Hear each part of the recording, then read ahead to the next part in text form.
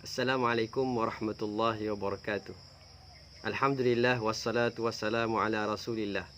Pagi tuan-tuan dan puan-puan. Mudah-mudahan Allah Subhanahu wa taala berikan keberkatan dalam hidup kita insya-Allah. Baik, apa cerita kita pagi ni? Pagi ni saya nak bercerita, siapa nak dengar cerita saya? Saya nak cerita hari ni insya-Allah tentang Imam Syafi'i rahimahullah. Seorang ulama yang sangat hebat. Seorang ulama yang Allah Subhanahu wa taala berikan kecerdikan kepada beliau. Tak asing lagi, ini imam pengasas kepada mazhab Syafi'i. Imam Syafi'i rahimahullah pernah satu ketika duduk di sebuah masjid, dan pada waktu tu Imam Syafi'i rahimahullah duduk bersandar di sebatang tiang dalam masjid tu. Jadi Imam Syafi'i tengah berehat di antara waktu zuhur sehingga waktu asar.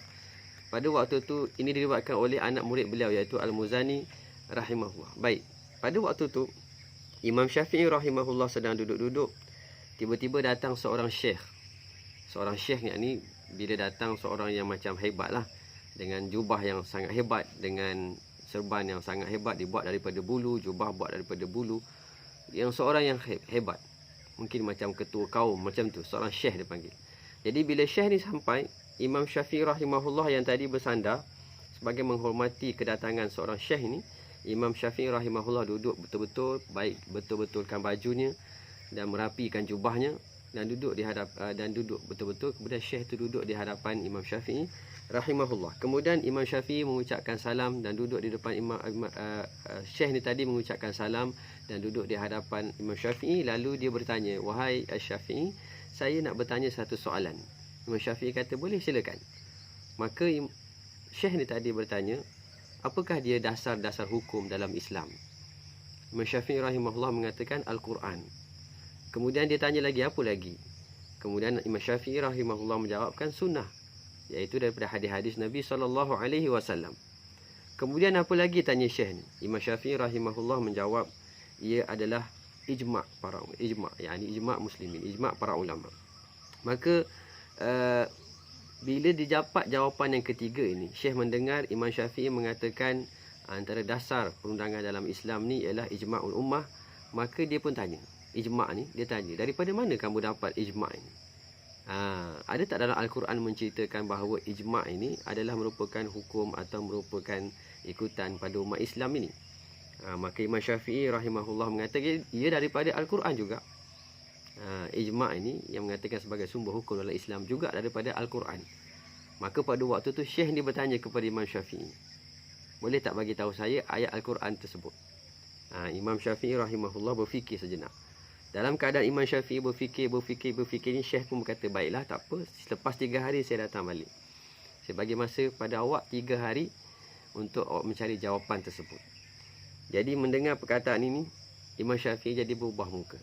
Syekh itu pun pergi dan Imam Syafi'i bertafakur selama 3 hari. Baik, selepas 3 hari, seperti yang dijanjikan, Imam Syafi'i duduk di tempat yang sama.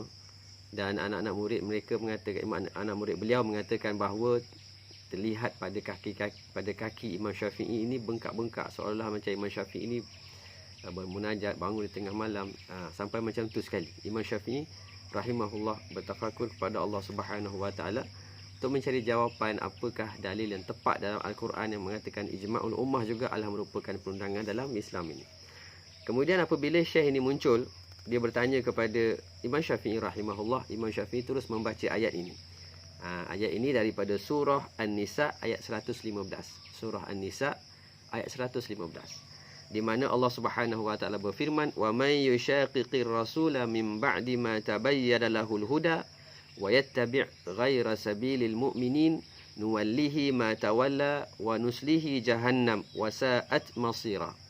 Dan sesiapa yang menentang Rasul sesudah jelas kebenaran baginya dan mengikuti jalan yang bukan jalan orang-orang mukmin. Saya ulangi ayat ni. Dan mengikuti jalan yang bukan jalan orang-orang mukmin, kami biarkan ia berleluasa terhadap kesesatan yang telah dikuasainya itu, dan kami masukkan ia ke neraka Jahannam, dan Jahannam itu seburuk-buruk tempat kembali. Kemudian Imam Syafi'i rahimahullah pun mengatakan bahawa Allah Subhanahu wa taala akan memasukkan ke dalam neraka Jahannam orang-orang yang menyalahi orang mukmin.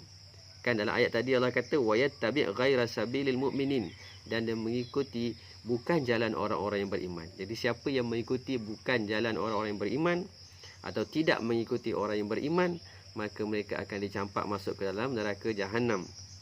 Maka hal ini menunjukkan, kata Imam Syafi'i, bahawa kesepakatan orang-orang mukmin merupakan sesuatu yang wajib diikuti. Ijma', dipanggil ijma' ini ialah kesepakatan. Ijma'ul ummah atau ijma' para ulama' itu merupakan kesepakatan orang-orang beriman. Kalau kita tidak mengikutinya, maka kita tergolong dalam golongan orang-orang yang dicampak oleh Allah masuk ke dalam neraka Jahannam.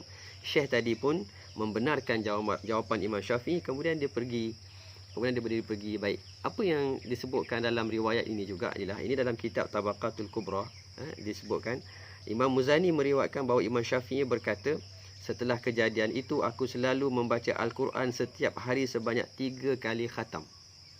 Saya nak relatekan dengan Al-Quran ini. Imam Syafi'i rahimahullah berdiri malam dan membaca Al-Quran, berdiri malam dan membaca Al-Quran dalam solat-solat beliau, sehingga tampak kaki-kaki beliau bengkak kerana terlalu kerap bangun malam atau terlalu lama bangun malam membaca Al-Quran. Dan kita tahu bahawa Imam Syafi'i rahimahullah biasa mengkhatamkan Al-Quran setiap hari dalam bulan Ramadan contohnya. Bahkan dalam bulan Ramadan 2 kali khatam Al-Quran. Di situlah Allah Ta'ala datangkan hikmah, datangkan ilmu, datangkan pengajaran kepada Imam Syafi'i rahimahullah dan orang-orang yang seumpamanya. Jadi Imam Muzani rahimahullah, anak murid kepada Imam Syafi'i, bila mengatakan sedemikian, dia bertekad untuk dia mengkhatamkan Al-Quran, maka dia telah mengkhatamkan Al-Quran setiap hari sebanyak 3 kali khatam. Hebat tak hebat tuan-tuan?